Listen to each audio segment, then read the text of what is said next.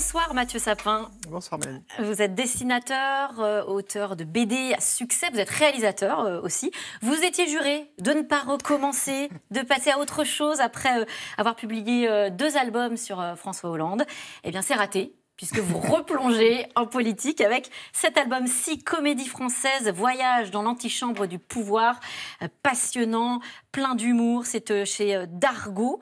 La tentation était trop forte, Mathieu Sapin. Oui, c'est-à-dire qu'en effet, moi je pensais passer à autre chose, mais en 2017, alors que je terminais un peu une séquence, en l'occurrence, je voulais raconter la fin du quinquennat Hollande et m'en tenir là. Et j'ai croisé la route d'Emmanuel Macron qui était en campagne.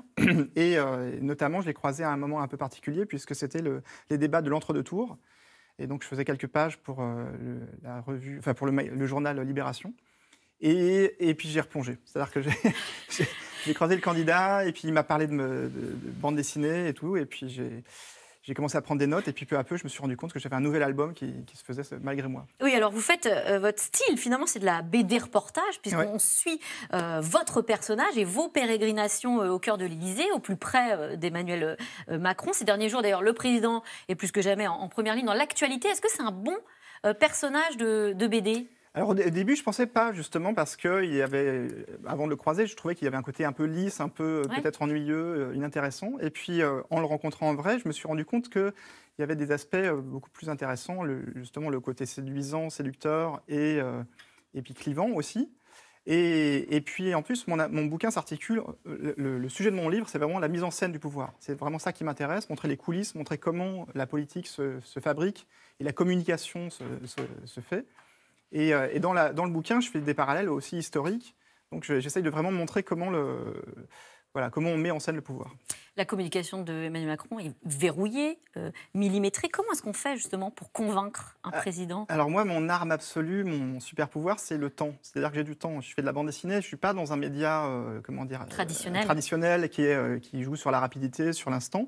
Donc, si on me dit non, j'attends un peu. Et puis, il y a toujours un moment où la porte s'ouvre. Et puis même les personnes que j'ai en face de moi qui vont parfois s'opposer à ma présence finissent elles-mêmes par partir et donc à être remplacées par d'autres. Donc avec du temps, on arrive à tout.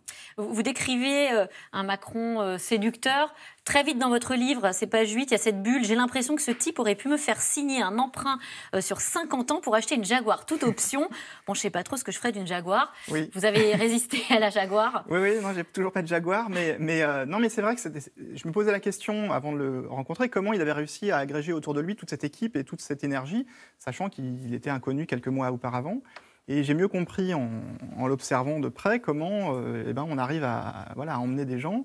Et en effet, le coup de la Jaguar, je pense qu'il a réussi à embarquer pas mal de gens. Aujourd'hui, il y en a qui sont déçus. C'est délicat. Mais c'est intéressant de montrer justement comment ça se fait.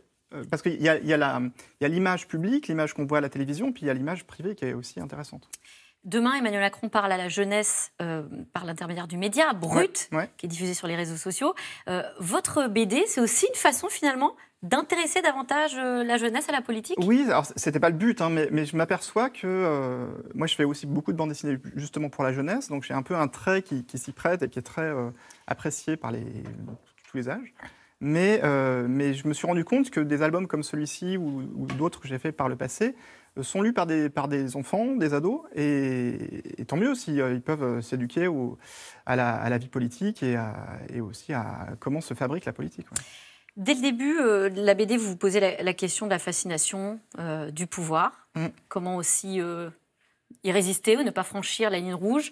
Verdict après cette BD reportage ? Le verdict, c'est que c'est très compliqué. C'est ça qui, moi aussi, m'intéresse, c'est de montrer comment on peut s'approcher au plus près et rester objectif, rester dans l'observation. Et c'est très, très difficile. Il y a des moments où j'ai du mal parce que je parle d'Emmanuel Macron, mais je parle aussi de François Hollande. Il y a cette fameuse scène des courgettes chez François Hollande. Alors, on va la voir. Racontez-nous.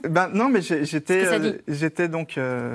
je pense que c'était 1 an et demi après l'élection 2017, donc François Hollande n'était plus président depuis longtemps, et j'étais invité à un dîner, donc c'est la première fois que je le revoyais depuis qu'il n'était plus président, et j'ai beaucoup hésité avant d'y aller, j'ai fini par accepter, et c'est très compliqué parce que lui il passait au tutoiement, Et donc moi, je n'aime pas tutoyer les politiques, je préfère rester dans ce rôle d'observateur, mais c'est vrai que le voir avec un tablier en train de cuisiner des courgettes, il y a une image qui moi, m'a frappé, que je raconte dans la BD. Ouais. Et c'est finalement à ce moment-là aussi que vous vous rendez compte que votre statut change.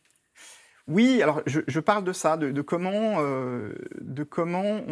c'est très difficile de garder son objectivité. Et je suis très transparent là-dessus, hein. Je ne prétends pas être de bois, mais c'est vrai que c'est une question que se posent tous les journalistes politiques. Parce qu'évidemment, la tentation, c'est de voir les choses au plus près, mais sans se compromettre. Voilà. Est-ce que vous avez réussi à décrocher? Est-ce que vous avez gardé des liens avec la présidence aujourd'hui? L'actuelle présidence, non, je n'ai pas de lien ni de contact régulier, mais je collabore avec une revue qui est la revue Zadig, qui est tous les 3 mois, et dont l'idée, moi, la revue m'invite à raconter la Macronie, comme ils disent. Donc, tous les 3 mois, j'ai quand même... je retourne sur le terrain. Donc là, par exemple, il y a un nouveau numéro qui sort. La revue sort, voilà. là, oui. Et donc, j'étais allé à un déplacement d'Emmanuel Macron qui parlait du prolongement du congé paternité, par exemple. Et donc, vous allez revenir là-dessus? Voilà, je raconte dans la revue comment ce déplacement se fait. Vous parlez de la Macronie. Qu'est-ce qui vous a le plus frappé pendant tous ces mois où vous avez été au cœur du pouvoir? C'est comment tous les engagements, enfin plus que les engagements, l'enthousiasme de la campagne s'est fracassé avec la réalité. Donc d'abord les gilets jaunes et puis aujourd'hui la crise du Covid, et comment une campagne, ça joue sur le désir, sur un candidat essaye de séduire et d'embarquer le plus de monde possible, et après il faut être face aux actes, et c'est là que c'est très compliqué, et c'est moi, je ne peux que relever que il y a une différence entre les deux, quoi. Une prochaine BD bientôt, un prochain héros à suivre. Oui, alors j'ai un projet, j'ai plutôt un projet de film là, un projet de film sur les médias justement. L'autre côté du miroir, voilà. Pour le coup, qui ne sort pas tout de suite. Non, je suis en train de l'écrire, mais ça va s'appeler Fake News, et ça parle aussi du rapport à la vérité, du rapport à comment les médias parlent de la réalité, et puis aussi la différence entre le point de vue parisien des choses et le point de vue sur la France dans sa globalité. Une dernière question, mais d'ordre plus personnel, on voit qu'il y a un running gag dans la BD qui est Emmanuel Macron qui vous demande absolument de rencontrer Gérard Depardieu. Est-ce que finalement il a rencontré Gérard Depardieu grâce à vous? Pas à ma connaissance, mais c'est vrai que dans la BD, il y a un moment un peu délicat, parce qu'en effet, Emmanuel Macron apparemment a une passion pour Depardieu, et moi j'avais fait une bande dessinée sur lui, et donc il comptait sur moi pour essayer de le réunir, mais ça n'a pas marché. Ça n'a pas marché. Merci à vous. Merci Mathieu Sapin. Je rappelle qu'on vous retrouve également avec toutes vos BD au Salon du Livre de Montreuil, qui ouvre à partir d'aujourd'hui, alors en version Covid cette année, de façon un peu dématérialisée. Et puis aussi, on peut vous lire, vous regardez vos illustrations dans la revue Zadig. Tout de suite, c'est dans l'air avec Caroline Roux, une émission consacrée à l'arrivée des vaccins en Europe. Hier, le Royaume-Uni est devenu le premier pays au monde à avoir autorisé les vaccins. Alors, la France est-elle en retard? Caroline Roux, c'est tout de suite. Bonne émission.